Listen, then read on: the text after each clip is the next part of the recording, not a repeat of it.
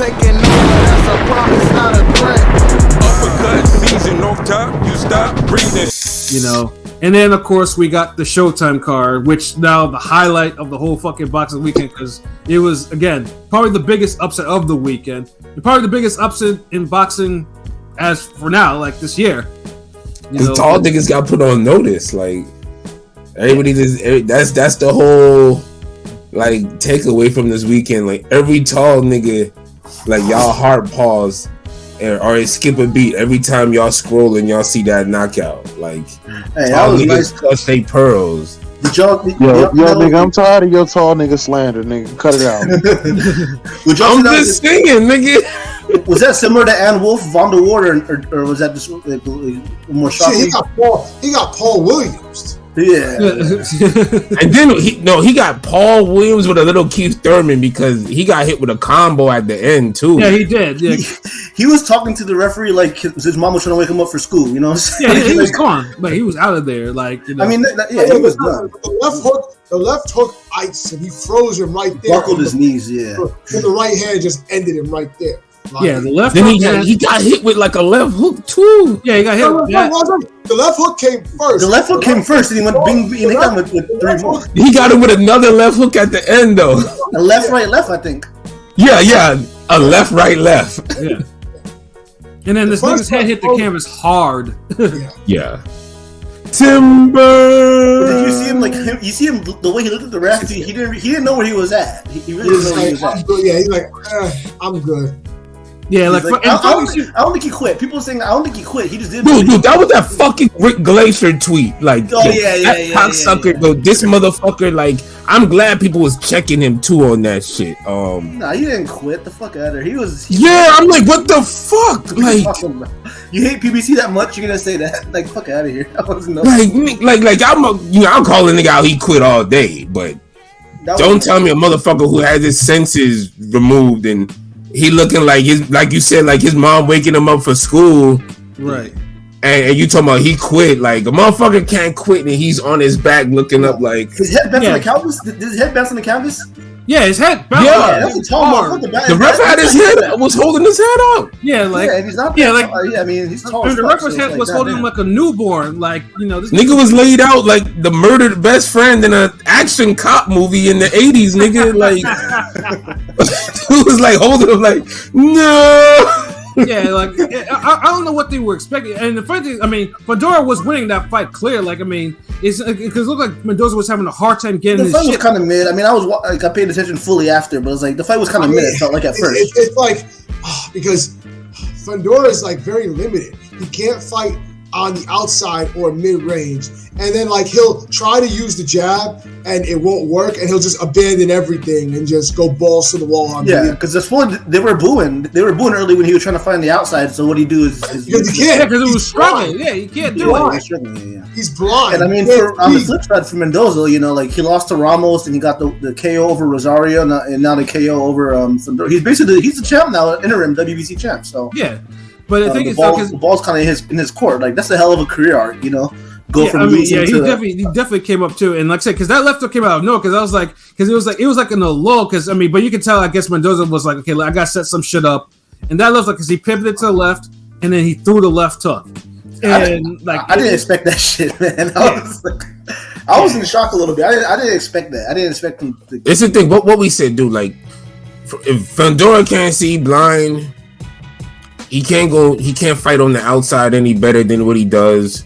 He has to fucking get the defense on point. Like, the nigga is 6'6" with an 80-inch reach. That's all the defense he needs. He's a good. Nah, dude. It's how he presents. Look, it's how he shifts from offense to defense.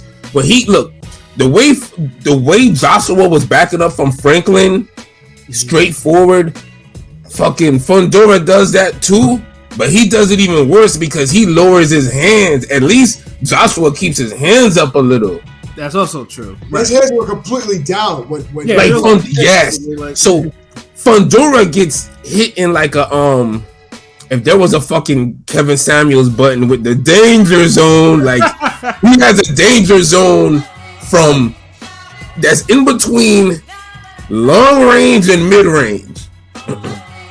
But if he could get comfortable in his wheelhouse on the inside, he could work. It just transitioning from these ranges, he has his hands all over his place, chin be up, this, that, and that's why he be getting knocked out. Like, he needs to provide an angle when he move out. He need to have his hands up at least. He need to start moving out of the angle or move his fucking head. Faint. Like, he presents the same target every time, and it's only a matter of time. And it was last time, and now it was this time. Yeah, like, I would have thought that the Lubin fight, he would have learned his lesson on that shit. Like, you know. Remember the fight after that? Dude, you see a nigga who... Like, that's the thing when you got these invincible sentinel niggas. Like, you're seeing them fight and have hard fights when you see people have fucking success. It really started with the Garcia fight. Yeah, no, yeah, absolutely. Yeah, the Garcia... It started way before then. With what's the nigga that Goucher beat the other day? Jamante Clark was the one who... I mean, Jamante Clark... He got the draw with him, right? Yeah, Clark... Okay, Clark was more like an aberration. Like, it happened, but it was one of those... If a tree falls in the forest and no one's there, like, if a nigga get shot in an abandoned alley, did he get shot? Like, no one seen it, heard it, like... Yeah, I mean, and that was the fight he probably should have lost it because... Yeah, but see, that was too early. They kept that under the damn... They swept that shit under the rug and said, okay, we can keep it going. No one cares. Like, he lost to the little urban black style. Like, you niggas lose to that. That's kryptonite. That happens, but you kept it competitive. We could get PBC draw, nigga. We could keep this going. Kept going. But you're seeing the same mistakes, but he was overempowering people. Gallimore was landing good shots on him. Lubin could have. I stand to that. Nigga, we're not even at Lubin yet. Like a dumbass. He fought motherfucking Gallimore. Who else? Coda. Sergio Garcia. Now, okay. After and I'm talking about the losing niggas and losing getting swashed. Yeah. Gallimore, Coda landed good shots. They was able to fight on the inside. Then we get to Garcia. Garcia's able to kind of be with him, win some rounds. Some thought he won. Some thought he beat. Some thought he won. Close enough fight. Lubin, same thing. Fucking now he's taking more damage because Lubin's a better fighter than all these other niggas. And then Ocampo, more talented, basically. And then Ocampo was a hard fight for him too. Competitive too. That's what I'm saying. It kept going. Then the fight after the Lubin fight, same thing. And it was like there's gonna come to one time where somebody just does the best at what they capitalize off his mistake fully. And you know who's banned from the bodega? Fucking Jim Gray, asking him, what do you feel about being in tough fights after he loses? Like, I respect Fundora. He's like, I'm here to make these fights. So, I mean... Oh, wow, he said that shit? God damn. Yeah, but why would Gray is horrible, yo. All these niggas... These niggas is trash, yo. What the fuck? Like, that's boxing. Like, you've been in the part of the... No, like, Fundora always gets into hard fights, so why would you... And LB, I remember you were like, he needs to, fight lesser level to maintain, keep that title shot. Now that shit's gone. All that shit it's gone. Yeah, like that. But dude, how much lesser level can you fight at 154? But I feel like he wants to rebuild himself like Lubin. When Lubin lost his shot, he had to build himself up like crazy. He should run it back with Mendoza. Run that shit back. He should run it back. He should, yeah. It was. But this is the thing. Look, at 154. You're gonna just fight sharks regardless. Like I said before, there might not be a great white tiger shark every time, but you fighting some fucking makos and bull sharks. No, go ahead. No, I'm just saying, like, so if you're gonna have to fight a shark, and if you're gonna have to fight a shark, you're gonna have to improve. So the best way I think King P said it best, like, I would run it back. And I would definitely make an improvement on that defense and shit. Although he might not get the chance to run it back, because call me crazy, but I actually think that Mendoza might get rewarded with a Charlo fight. Remember, Charlo's out. He's gonna come back in the fall time. Tim Tszю's fighting in the summertime. So he's not going to be able to fight Charlo right away, because if he's fighting in the summertime, that leaves him out. So Charlo's probably going to have to take a fight before he fights Tszyu. So I don't think that's gonna happen. I think they're gonna just make Charlo fight Zeus straight up. Like I think he's Thurman status with the tough fights. I prefer that. I prefer that as a tune-up, quote unquote, comeback fight. No, but Zeus said he's not waiting till. That's what I'm saying. I don't think Charlo. I think Charlo is just gonna wait for Zeus. Like I'm thinking Charlo gonna end up fighting just one time this year, and it's gonna be Zeus at the end of the year. He got too many Mandos. Like he should drop the belts and move up, in my opinion. Fair. I mean, in a perfect world, I wouldn't mind that fight. That guy Madrimov that fought on the undercard, like the YouTube portion of the zone, he's mandatory. You know what I'm saying? They have another Mendoza's already like upset 2 Samson fighters. Shit, fuck it. He's deserving of a Charlo. No, he deserves one. He deserves.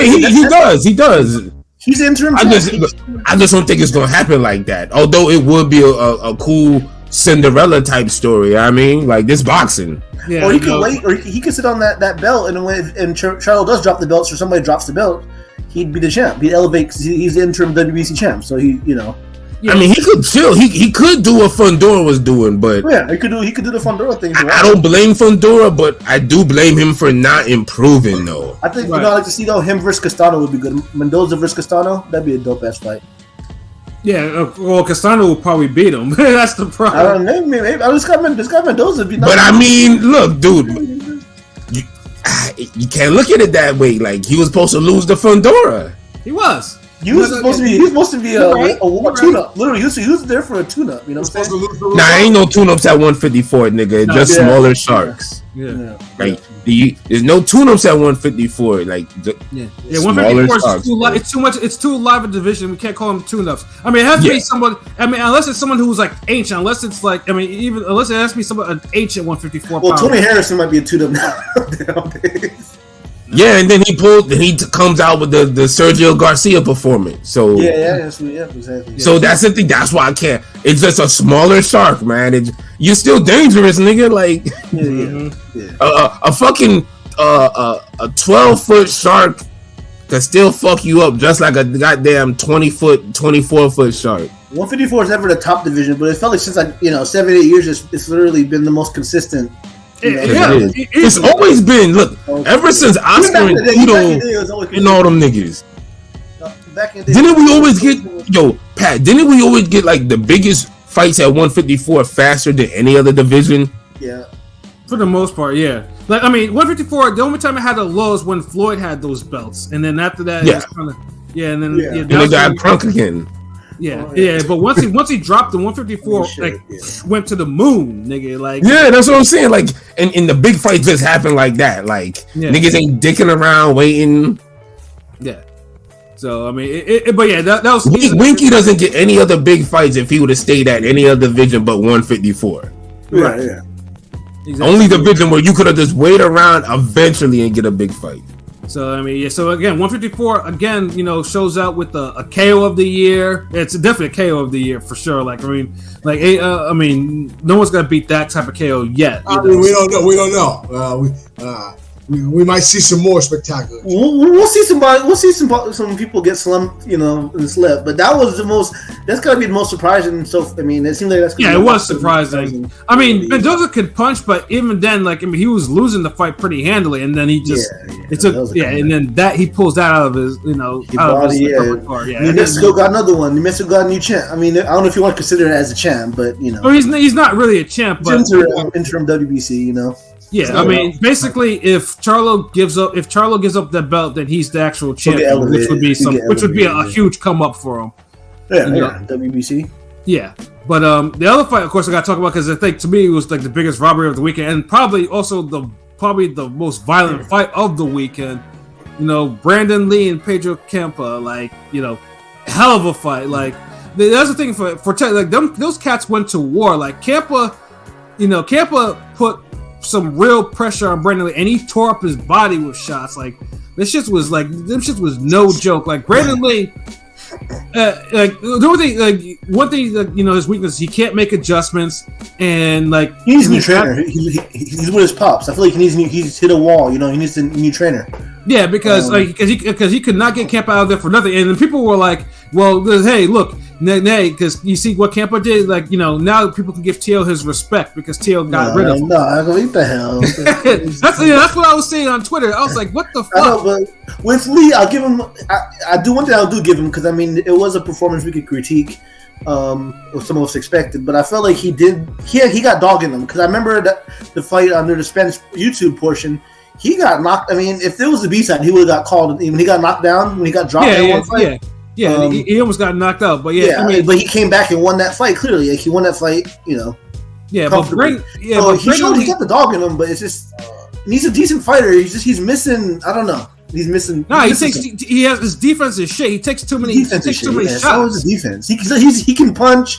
You know, he's big for the weight, but he just his defense. But I was saying because Brandon Lee, he did some work on Campo. Campo's face was like, you know, I mean, it was marked up, like, so it wasn't like he wasn't hitting him like that.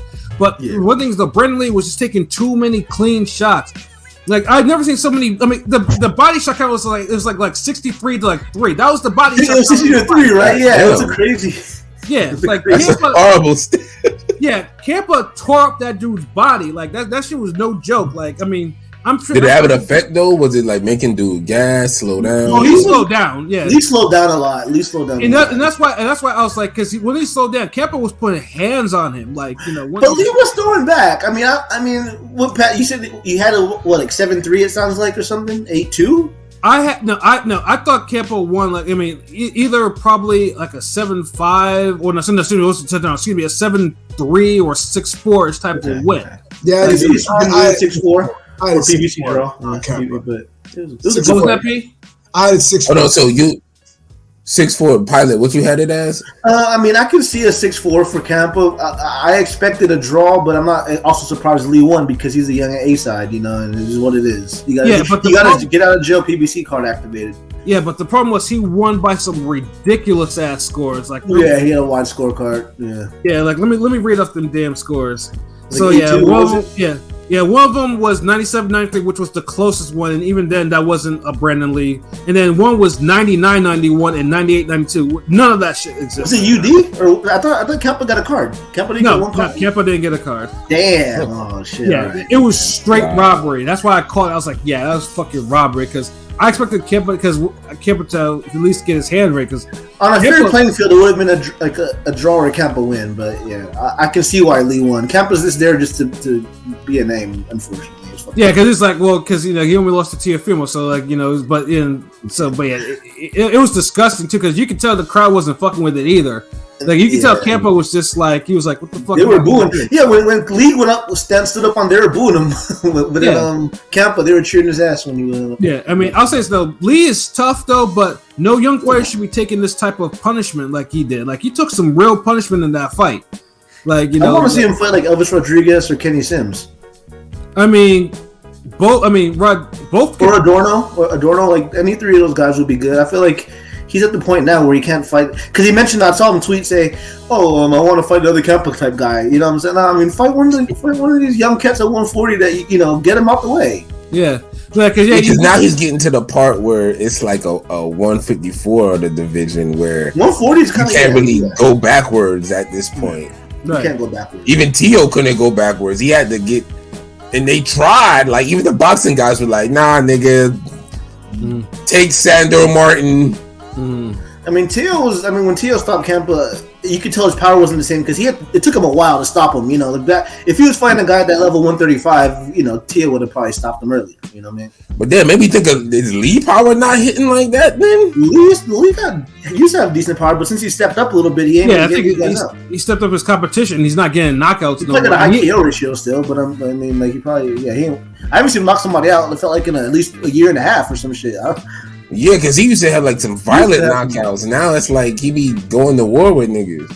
Yeah, and he's barely winning this shit too. So it's like, you know, to me. So I mean, Brandon Lee, somebody in this camp needs to, like, hey, you know, it's okay to block a punch or to duck a punch or slip a punch and not take all this bullshit like you take it. Yeah, because now it's not an offense thing; it's a defense thing. Once you start stepping it up to the world level guys, because right. Like, they're fighting tougher guys too, so they're taking better punches, and he's not like some type of Wilder commodity where they're gonna like steer him away from certain guys, and you can in that like you could do that shit in certain divisions. Not at 140, not at 154. You're gonna have to fight. Who would you guys pick? You found out with fucking Joey Spencer. Lipinets or Brandon Lee? Who wins that fight? That's a good one, actually. Sergey or Lipinets might be the favorite on that, low key, a slight favorite. I mean, that'd be the fight where Brandon Lee would somehow be able to get a KO or something. That'd be kind of. Lipinets. Lipinets is. He has his flaws though, but he'll do some work with someone who comes forward. Like how about the dude that robbed Barter, the dude that robbed Barrios versus Brandon Lee? Who wins that? The one that Puello beat. Oh, Akhmadov? Yeah, Akhmadov. Who wins that? Akhmadov or Brandon Lee? Yo, honestly, Akhmadov would probably win, but he'd probably get jobbed on the card. That's he get jobbed again. Yeah, Akhmadov Akhmadov might stop him for real. Yeah, like Akhmadov would. He might get busted up though, because like Brandon got some like heavy hands, or like he got those hands that just damage you. I think he's been fighting bigger than he's been fighting at 143 because I remember he used to fight at welterweight. But I've noticed there's few weigh-ins. He's been like weighing at 142, 144. So he's not really even fighting at 140.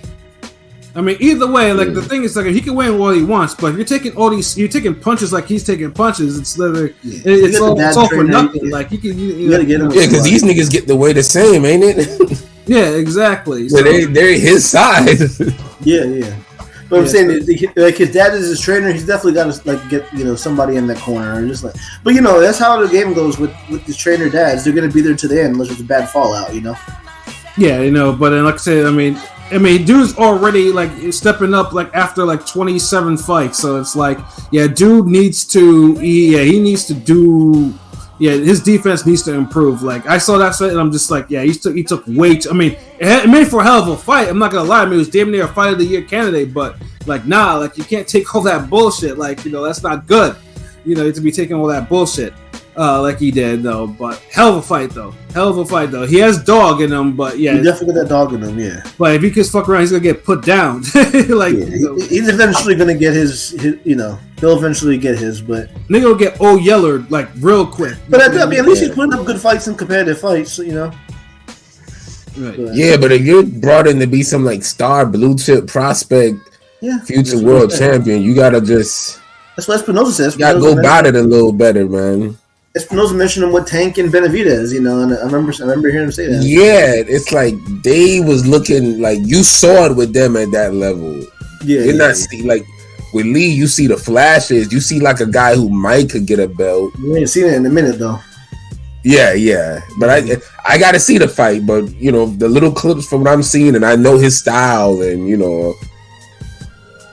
I can see what y'all saying. But But the PBC card, like I said, there was a lot of good shit on there too, So